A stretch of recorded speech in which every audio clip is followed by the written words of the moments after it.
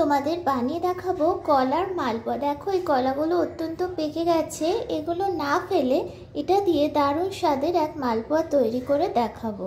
তো এরকম ছাড়িয়ে আমি মিক্সিং জারে এটা বেটে নেব। এমনিতেই খুব মিষ্টি, সেই জন্য আমি বড় চামচের 4 চামচ মতো চিনি এখানে দিয়ে নিয়েছি, দিয়ে একসাথে এটা মিক্সিতে গ্রাইন্ড করে নেব। আর গ্রাইন্ড হয়ে গিয়েছে। এবারে এই কলার মিশ্রণে আমি দিয়ে নিচ্ছি হাফ বাটি মতো সুজি। সুজি দেওয়ার পরে সেই বাটিরই 1 বাটি পরিমাণ ময়দা আমি এর মধ্যে দিয়ে দেব, দিয়ে এটা খুব ভালো করে মিক্স করে নেব।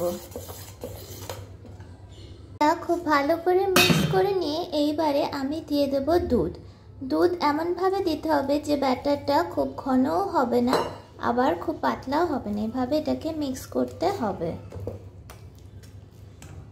এই ব্যাটারে আমি এখন একটু গুঁড়ো দুধ অ্যাড করব, যেহেতু আমি চিনিটা কম দিয়েছি।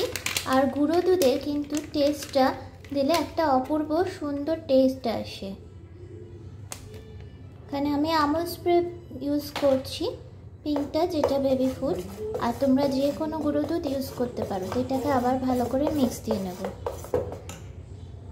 গুঁড়ো দুধ অ্যাড করা হয়ে গেছে। দেখো আমার মিশ্রণের ঘনত্বটা এরকম যে একটু পড়বে। এরপরে আমি অ্যাড করে দেব গোটা মৌরিটা মুখে পড়লে খুব সুন্দর টেস্ট লাগে।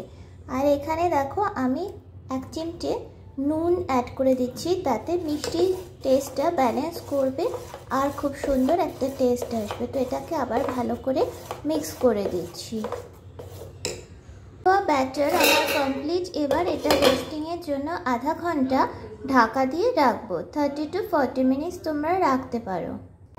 40 মিনিট হয়ে গেছে। দেখো সুজিটা ফুলে গিয়েছে এবং এইরকম ব্যাটার আছে।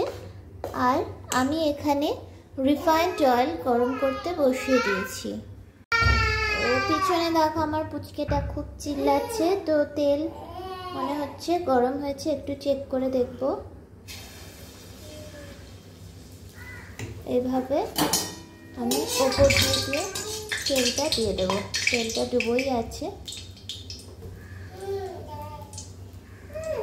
যতক্ষণে এটা না ওপরে ছেড়ে আসছে ততক্ষণ এটাকে এভাবে ওপর দিয়ে তেল দিয়ে ভেজে নেব। দেখো এটা হালকা হয়ে ফুলে উঠেছে, তো এটা এভাবে উল্টে দেব। এভাবে আমি অনেক কটা বড়া ভেজে নেব। এখানে ভাজার পর্ব চলছে এক ব্যাচ করে। তো এগুলোকে এক পিঠ হয়ে গেলে আমি উল্টে দেব। এভাবে নিয়ে উল্টে দিব। কলার বড়া ভাজা চলেছে আর একে দেখো একদম প্লেট নিয়ে দাঁড়িয়ে গেছে চাইতে, একটা খেয়ে বলছে আরও দিতে হবে।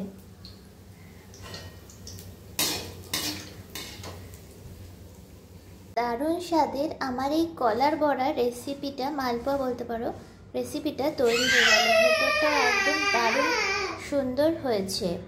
তো এটা তোমরা খুব ইজিলি বাড়িতে বানিয়ে দেখতে পারো। যেমন টেস্টি হয় খেতে আর সেরকমই সহজ এই রেসিপিটা।